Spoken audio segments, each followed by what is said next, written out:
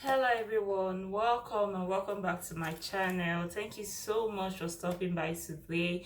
I appreciate each and every one of you that keeps coming back to watch my videos. I just cannot thank you all enough. From the depths of my heart, I am truly grateful. Thank you so much for stopping by today. And if you're new here, if you're seeing this face for the first time, my name is Amarachi. I'm a YouTuber based in Lagos. I do videos on relationship. Sometimes we chat, sometimes we do vlogs, we also do some rant videos, and then we just talk about random things going on in the world. Yes, I do everything. So if these are the kind of content you like, please do well to subscribe, click on the notification bell so that when I post a new video, you'll be the first to be notified. I'm an amazing person. You just cannot help but like me. So yeah, without wasting much time, today is another season video, and we'll be talking about something that we all just have to hear. Like, you just cannot help but hear it. You just cannot help but know it, right? So yeah, without wasting much time, let's just dive right into the video.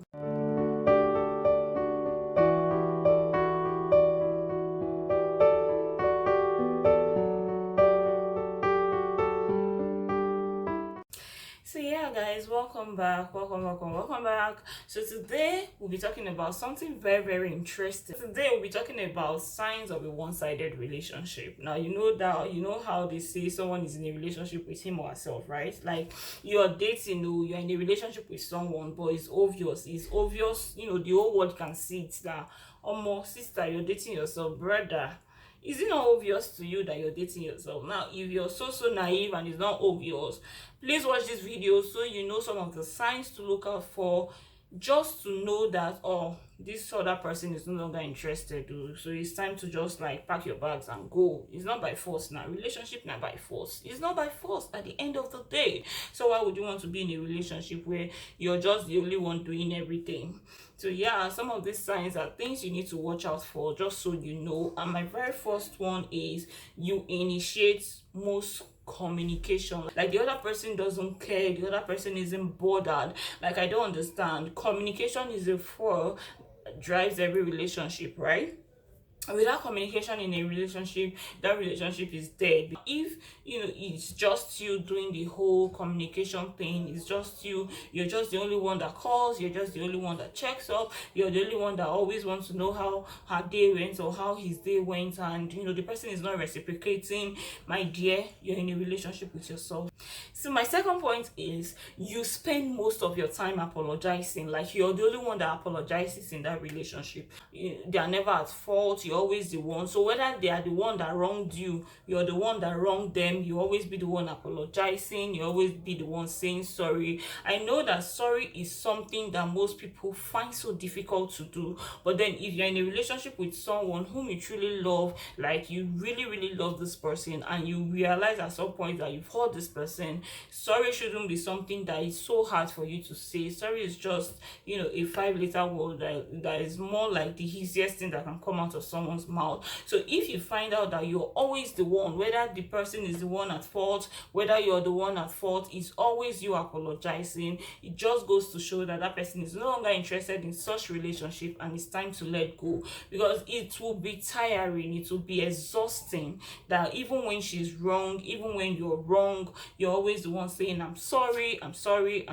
Both parties just need to know that, hey, when I'm wrong, I apologize. When it's wrong, he apologizes, and all of that. So if you find yourself in such a relationship that it's just you trying to make amends, it's just you trying to make peace, only you, like the other person doesn't care whether you go a month without talking to each other, my dear, you are in a relationship with yourself.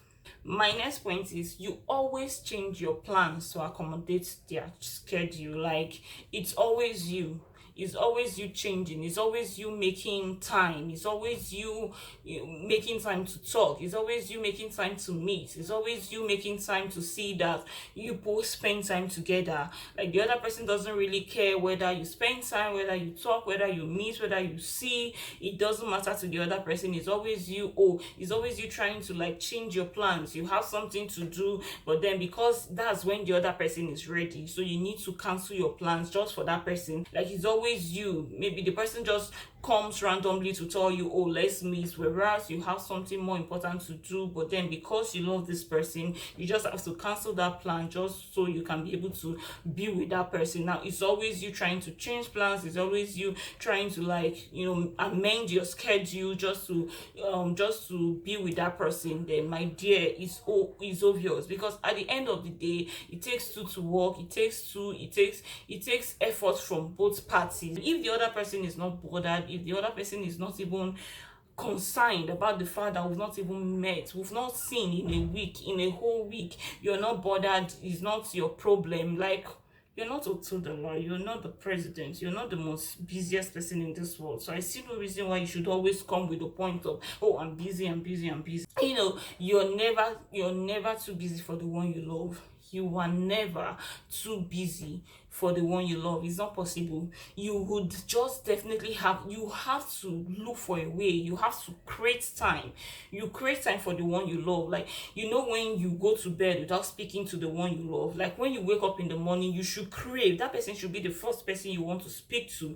That person should be the first person you want to talk to in the morning. But then when it doesn't matter to you, like, you can just go to bed without talking to the person, and then you wake up in the morning, it's none of your business. You're just going about your normal duties. My dear, it is obvious that this person, the whole thing is no longer of interest to him or to her. So when it's just you always changing your plans, always trying to make it work, always trying to, like, okay, let's meet, let's see, my dear, it's obvious, and you just have to read the handwriting on the wall.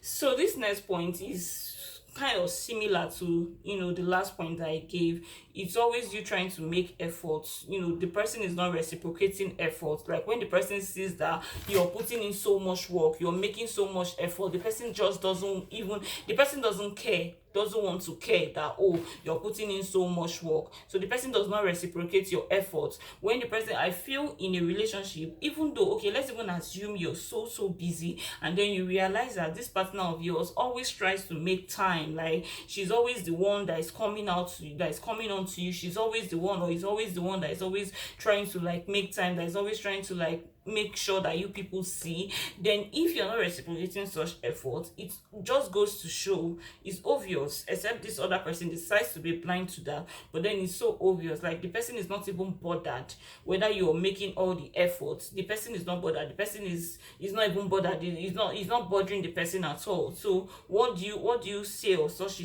relationship? So if the person is not reciprocating your effort, like, you're putting so much, it's just you're exhausted already, it's just you. It just has to be you making the calls. It has to be you coming out to say, oh, let's do this, let's hang out, let's do this, and the person is not even trying. He's not meeting you halfway. She's not meeting you halfway there, my dear. It's obvious. It's just so glaring. So my next point is, you always make excuses. You always make excuses for their hurtful behavior. Like, I don't even understand how someone would, be hurting you physically, emotionally, psychologically, and you always want to, like, make excuses for them. Tell them, oh, because he's so busy, or, well, I talked to him in this certain way and he got offended and he had to, like, do this, and I don't understand.